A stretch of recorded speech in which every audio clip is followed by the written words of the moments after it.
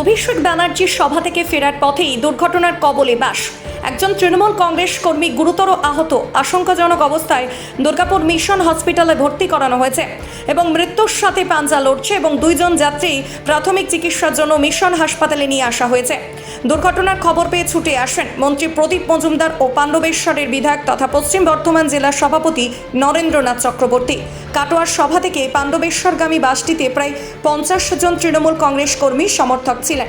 আহত ব্যক্তির নাম রামচন্দ্র পাশরি, বয়স 64। জেলা সভাপতি নরেন্দ্রনাথ চক্রবর্তী বলেন, ঘটনাটি খুব দুর্ভাগ্যজনক। আমরা তাকে মিশন হসপিটালে ভর্তি করেছি এবং তার সুস্থতার বিষয়ে দল সম্পূর্ণ পাশে থাকবে। মানে আবেগ, আর সেই আবেগে পাণ্ডবেশ্বরে প্রচুর মানুষ আজ অভিষেক ব্যানার্জির কথা শুনতে, তাকে দেখতে, এই মিটিংয়ে যোগ দিতে কাটোয়া গিয়েছিল। ফেরার সময় ইলামবাজারের কাছে বাসটা অ্যাক্সিডেন্ট করে, ডাম্পারের সঙ্গে মুখোমুখি সংঘর্ষে, এবং কয়েকজন খুব সিরিয়াস কন্ডিশন। তাদের একজন যে খুব বেশি সিরিয়াস, তাকে আমরা দুর্গাপুর মিশন হসপিটালে স্থানান্তরিত করেছি।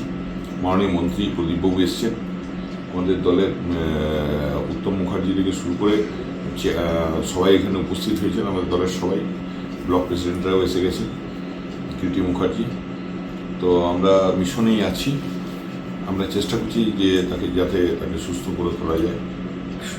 কর্মী এবং সমর্থকরা ভিড় করেছিলেন।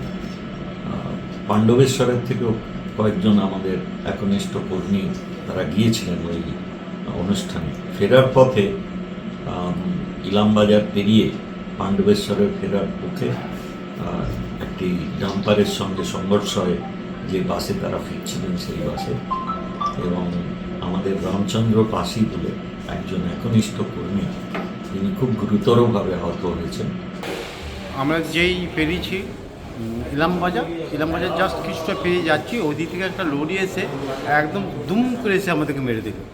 আর বাসটা প্রায় উল্টের দিকে ছিল, কিন্তু কোনোরকম সামনে ড্রাইভার আমাদের সামনে নিয়ে করলো।